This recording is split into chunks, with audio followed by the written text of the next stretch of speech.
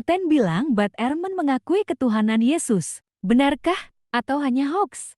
I am firmly convinced that Jesus never talked about himself as God.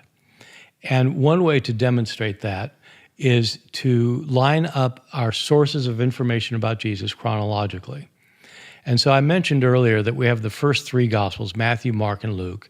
These are called the Synoptic Gospels because they agree in so many places in their which stories they tell, the sequence of the stories, even word for word, verbatim agreements, that everybody pretty much agrees that there's some copying going on. Somebody's copying somebody.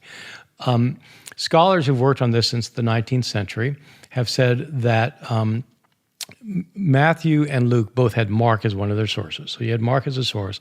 Matthew and Luke copied Mark, but Matthew and Luke have a number of sayings of Jesus not found in Mark. And so most scholars today continue to think that Matthew and Luke had access to some other written source of information that they call Q.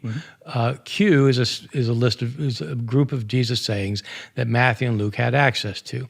Matthew has some materials not found in Mark or Luke, so they say, well, that came from some other sources, and Luke has some material not found in Mark and Luke, so that's other sources. Okay, so you got Matthew, Mark, and Luke, but you also have Q and M, Matthew special sources, and L, Luke special sources. If you look at all of that material, Matthew, Mark, Luke, Q, M, and L, okay, all of that together, Jesus never calls himself God.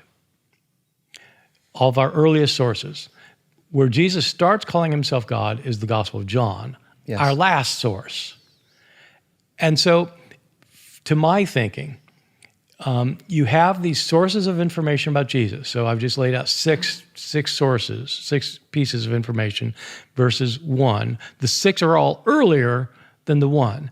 It seems to me completely implausible that 6 authors would describe the sayings of Jesus knowing that he called himself God and neglect to mention that part.